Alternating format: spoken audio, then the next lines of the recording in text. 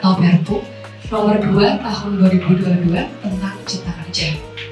Yang terhormat Ibu Savitri Haryani, yang terhormat Ibu Zubaida Jufri, yang terhormat Bapak Tri Hartanto, yang terhormat Ibu Rahmita, yang terhormat Bapak Arif Nugroho, yang terhormat Bapak Parwoto Widyo Sumarto, serta para undangan dan rekan-rekan SIP Law Firm yang saya hormati.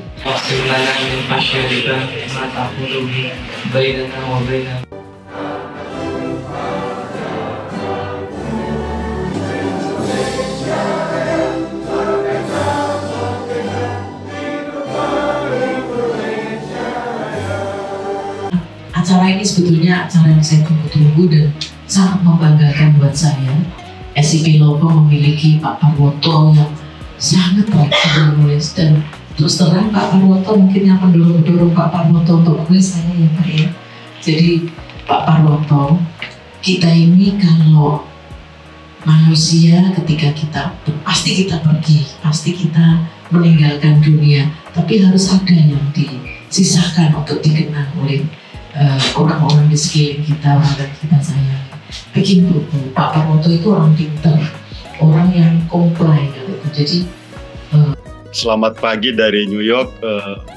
Saya ucapkan selamat kepada Bapak Parwoto, orang tua kami, teman diskusi, teman sharing, dan kebanggaan lebih khusus kepada founding partner SIP Law Firm, Ibu Dr. Savitri Haryani, managing partner Ibu Ida Zubaida yang alhamdulillah terus semangat, para partner SIP, para lawyer SIP, para tamu undangan. Ini adalah sebuah karya monumental karena membaca Undang-Undang Cipta Kerja tidak semudah membaca undang-undang lain.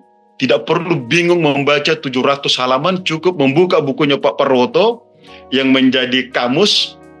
Oh, begini caranya. Oh, ada di halaman sekian, ada di pasal sekian. Jadi ini benar-benar sebuah karya yang luar biasa Pak, sangat memudahkan bagi kita untuk memahami isi dan ketentuan yang diatur di dalam Undang-Undang Cipta Kerja. Tentu kami tahu persis ketika di SIP dulu kita semua menunggu kapan Pak Parwoto datang karena sudah ada banyak PR ini. Sebelum ditanya Bu Fitri, sebelum ditanya Bu Ida apa jawabannya, kita semua berharap dapat suntikan dari Pak Parwoto dulu. Udah konsultasi duluan kita, sehingga kita dipanggil Bu Fitri, Bu Ida udah jelas ini jawabannya ya. Kita berasa hebat padahal udah dibekalin Pak Parwoto. Sehat dan sukses selalu Pak Parwoto. Sudah kami menyampaikan dahulu mengenai Undang-Undang Cipta Kerja ini, pertama kami ucapkan terima kasih pada Ibu Savitri Haryani dan Ibu Ida sebagai founder maupun sebagai partner. Jadi maksud dari buku ini adalah agar Bapak Ibu semuanya, para pembaca semuanya bisa dengan mudah membaca dan membaca. Buku ini intinya sebenarnya hanya diatur di pasal 4. Ya, buku segini ini Pak Bob, hanya intinya di pasal 4 Undang-Undang Cipta Kerja. Jadi bab 3 isinya setebal ini Pak. Bagaimana kita akan bisa membaca dan mempelajarinya kalau tidak dengan teliti? Karena itu supaya mudah membacanya, dari bab ini tadi dijabarkan kembali, ternyata dijabarkan dalam pasal 6. Catatan begini ini sebenarnya saya perlukan untuk menanya pribadi. Tadi saya diuji sama para lawyer SIP. Dari kalau para lawyer uji saya jawab silakan buka buku ini halaman sekian. Akhirnya mahasiswa uji saya ini akhirnya KO sendiri dan menyampaikan. Oh ya sudah, kalau itu Pak Parwoto benar. Itulah kira-kira. Mungkin di sini Pak Parwoto sudah berhasil membuat buku pedoman untuk memahami Perpu Cipta Kerja. Ide briliannya selalu keluar nih Pak. Jadi kita yang junior-junior selalu berharap bisa juga kayak Pak Parwoto, meskipun sudah senior tapi tetap ide-ide inovatif itu muncul terus. Nah, terbukti sekarang dari buku Cipta Kerja ini luar biasa ya. Kalau saya bilang ini tuh kayak manual book, bayangin undang-undang setebal ini, gimana nih cara bacanya?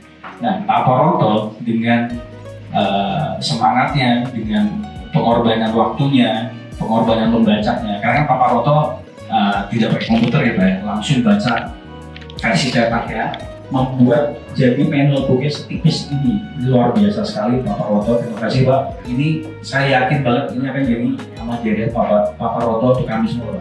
Bahkan ini kalau sampai selain kami pasti juga ini bisa dipakai juga oleh masyarakat pada umumnya. Karena di sini ini kayak semacam main logbook gitu loh. Ini Pak Paroto sudah membuat rangkuman daftar undang-undang apa yang diubah, kemudian pasal apa aja yang diubah, pasal yang dihapus, dan juga pasal yang disisipkan. Jadi enaknya kalau misalkan nih kita lagi butuh undang-undang terkait lautan misalkan, nah ini kita tinggal lihat sini, oh ternyata ada beberapa pasal ya, pasal 1, pasal 32, pasal 48, 49. Kemudian ternyata juga ada yang ditambahkan. Jadi Pak Paroto udah sangat membantu ya, membantu merangkum ya pasal-pasal dan juga undang-undang yang diubah maupun ditambahkan. Gitu Pak Paroto. Terima kasih Mas Yudin. Terima juga rupanya sudah membaca dan mempelajari rupanya. Bagaimana cara memahami tidak hanya membaca Perpu CK, tapi juga memahami bagaimana cara membaca dari buku Kiat Memahami Materi Perpu CK, mulai dari tadi penjelasan ruang lingkup dan juga tujuan dari Perpu CK itu sendiri, dan juga dijelaskan mengenai apa saja pasal-pasal yang dicabut, diubah, yang kemudian diatur lebih lanjut di dalam Perpu CK. Selanjutnya memasuki sesi tanya jawab Pak Paroto. Saya baru membukakan pintu Assalamualaikum pada diri saya dan para pembaca. Ini loh, kalau ingin mengetahui materi Undang-Undang Cipta Kerja, caranya dengan buku ini. Pasal yang ada di dalam kolom pasal pokok ini itu apakah pasal awal dari undang-undang yang dirubah, atau pasal pokok ini adalah pasal dalam Undang-Undang Cipta Kerja nomor 11 tahun 2020? Mohon penjelasannya Pak Paroto. Di pasal 16 Perpu Cipta Kerja, khususnya huruf A, itu udah jelas, itu mengatur perubahan Undang-Undang Nomor 26 Tahun 2007. Nah, ketentuan perubahan Undang-Undang Nomor 26 2007 itu ada di pasal 17-nya Perpu. Nah, Pak Paroto di sini menuliskan penjabaran, itu maksudnya penjabaran dari pasal perubahan Undang-Undang Nomor 26 2007 itu diatur di pasal 17. Nah, pasal 17-nya itu ada di halaman 13 sampai 39. Jadi di pasal 17-nya Perpu Cipta Kerja itu merubah beberapa pasal dari Undang-Undang Nomor 26 Tahun 2007. Makanya halamannya adalah 13 sampai 39. Jadi ada Pak. Cuman saya mau tanya aja Pak, masalah lebih ke pengalaman Bapak dalam menulis buku ya. Mungkin juga ini bisa jadi guidance buat kita juga yang masih muda yang punya rencana untuk menulis buku juga Pak. Dari pengalaman Bapak menulis merangkum, bahkan dari proses merangkum ini kan membaca keseluruhan dari ciptaan. Ini kan suatu usaha yang menurut saya sendiri pun luar biasa. Bahkan saya sendiri pun juga untuk satu tinta yang diciptakan saya jujur masih belum selesai Pak membacanya. Hanya sebuah tertentu yang biasanya sering kita selesaikan seperti employment, tenaga kerjaan, terus perizinan berusaha dan lain sebagainya. Dari Bapak Paroto sendiri, apa yang paling sulit sebenarnya Pak? Sebab apa yang paling kompleks diatur di Undang-Undang Cipta Kerja ini selama Bapak menulis buku ini, dan apa yang buat kita nih, apa yang kira-kira kalau misalnya kita mau menulis buku juga, apa yang perlu ditanamkan buat kita Pak sebenarnya Pak? Motivasi apa supaya kita tuh bisa ikut berkarya juga, menciptakan, menghasilkan buku yang nanti bisa jadi pedoman-pedoman di kemudian hari melanjutkan tugasnya Pak Paroto.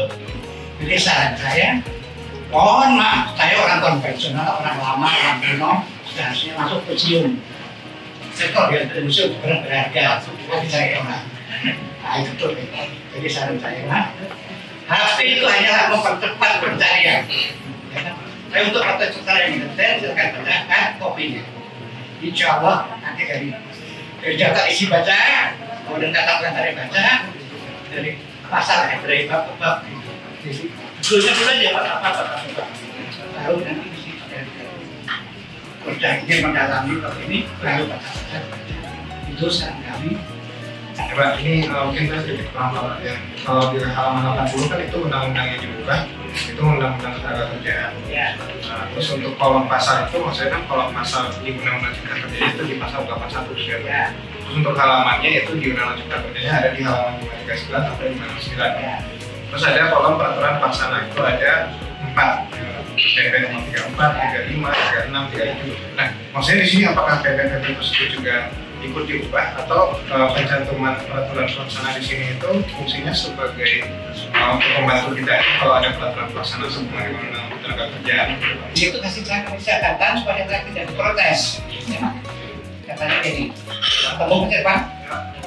Peraturan pelaksana ini merupakan peraturan pelaksana dari Undang-Undang Nomor 11 Tahun 2020. Masih Pak.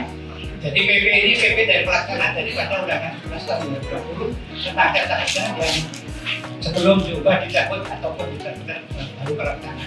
Jadi PP-nya adalah PP lama, ya kan? Apa kan protes orang? Lupa ini kan PP undang-undang lama kok disebutkan. Baca lagi yang nomor 2. PP-nya masih PP lama, ini tetap berlaku sepanjang tidak bertentangan. Jadi ini PP ini alhamdulillah saya dan Mbak Ambul sudah mengumpulkan PP-nya undang-undang 2020. Lain nasibnya karena MK, nasibnya MK. Ini katakan undang-undang diberikan sah, tidak berikan karena. Baik, dengan ini sesi tanya jawab kami tutup rangkaian acara launching buku Kiat Memahami Materi Perpu CK telah selesai. Jadi izinkan saya untuk menyampaikan sedikit kesimpulan dari launching buku hari ini. Buku Kiat Memahami Materi Perpu CK merupakan buku yang memudahkan untuk membaca dan memahami Perpu CK yang dapat digunakan tidak hanya praktisi hukum tetapi juga masyarakat awam. Dalam buku Kiat Memahami Materi Perpu CK ini tidak hanya menjabarkan dan juga mensimplifikasi cara membaca dan memahami Perpu CK, tapi juga menjelaskan pasal-pasal apa saja yang dilakukan perubahan atau dihapus ataupun disisipkan di dalam Perpu Cipta Kerja. Saya selaku MC dan moderator hari ini memohon maaf apabila ada kekurangan dari acara ini dan saya ucapkan terima kasih atas perhatiannya. Acara ini akan ditutup dengan